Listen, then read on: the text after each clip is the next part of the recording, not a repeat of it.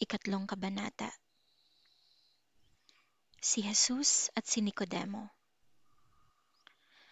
May isang lalaking kabilang sa mga Fariseo na ang pangalan ay Nicodemo, isang pinuno ng mga Hudyo.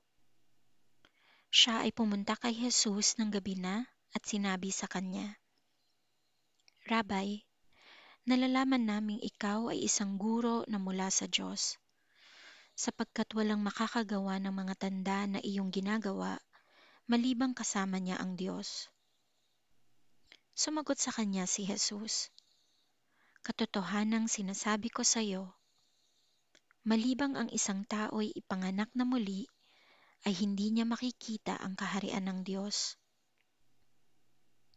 Sinabi sa kanya ni Nicodemo, "Paanong maipapanganak ang isang tao kung siya'y matanda na?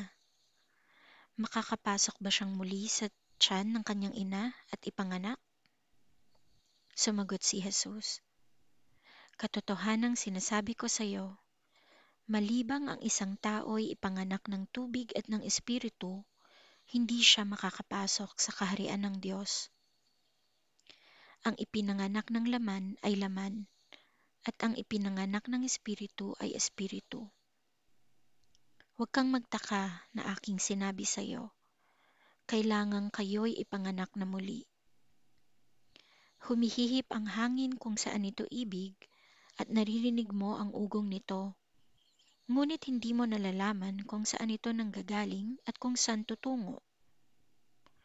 Ganoon ang bawat isang ipinapanganak ng espiritu." Sumagot si Nicodemo sa kanya, "Paanong mangyayari ang mga bagay na ito?"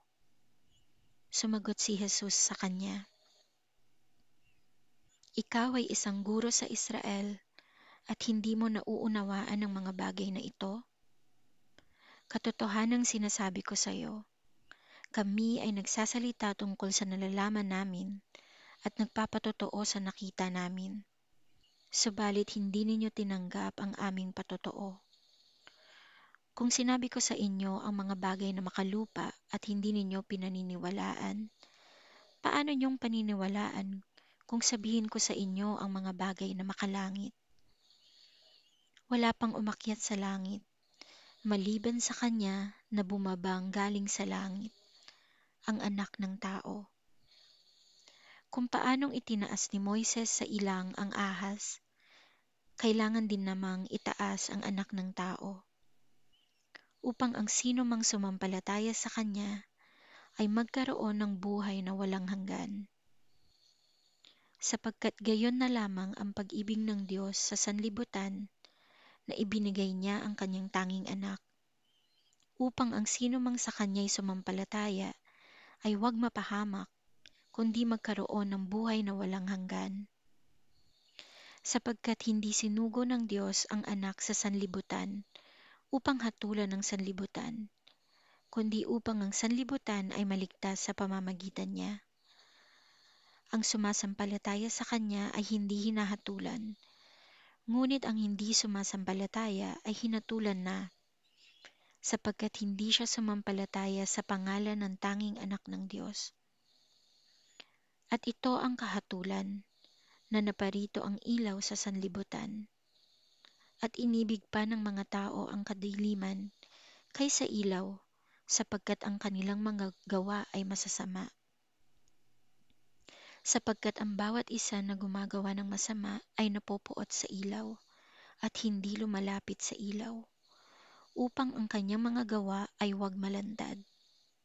Subalit ang gumagawa ng katotohanan ay lumalapit sa ilaw, upang malinaw na mahayag na ang kanyang mga gawa ay naaayon sa Diyos. Si Jesus at si Juan na tagapagbautismo. Pagkatapos ng mga bagay na ito, si Jesus at ang kanyang mga alagad ay pumunta sa lupain ng Judea. Doon ay nanatili siyang kasama nila at nagbabautismo. Nagbabautismo rin si Juan sa Enon na malapit sa Salim, sapagkat dooy maraming tubig. Ang mga tao ay pumunta roon at nabautismohan. sapagkat si Juan ay hindi pa ipinapasok sa bilangguan. Noon ay nagkaroon ng isang pagtatalo ang mga alagad ni Juan at isang Hudyo tungkol sa paglilinis. Sila'y lumapit kay Juan at sa kanya'y sinabi, "Rabay, iyong kasama mo sa kabila ng Hordan na iyong pinatotohanan ay nagbabautismo at ang lahat ay lumalapit sa kanya." Sumagot si Juan, "Hindi makakatanggap ng anuman ang isang tao, malibang ito'y ipinagkaloob sa kanya mula sa langit. Kayo mismo ay aking mga saksi na sinabi kong, hindi ako ang Kristo, kundi ako'y sinugong una sa kanya. Ang babaeng ikakasal ay para sa lalaking ikakasal, ngunit ang kaibigan ng lalaking ikakasal na nakatayo at nakikinig sa kanya ay lubos na nagagalak dahil sa tinig ng lalaking ikakasal. Kaya't ang kaligayahan kong ito ay ganap na. Siya'y kailangang tumaas, ngunit ako'y kailangang bumaba." Siya na mula sa langit. Ang nanggagaling sa itaas ay mataas sa lahat. Ang galing sa lupa ay tagalupa nga at nagsasalita tungkol sa mga bagay sa lupa. Ang nanggagaling sa langit ay mataas sa lahat. Nagpapatotoo siya ng kanyang nakita at narinig, ngunit walang taong tumatanggap ng kanyang patotoo. Ang tumatanggap ng kanyang patotoo ay nagpapatunay dito na ang Diyos ay totoo. Sapagkat siya na sinugo ng Diyos ay nagsasalita ng mga salita ng Diyos, sapagkat hindi niya sinusukat ang pagbibigay niya ng Espiritu. Minamahal ng Ama ang Anak at inilagay sa kanyang kamay ang lahat ng mga bagay.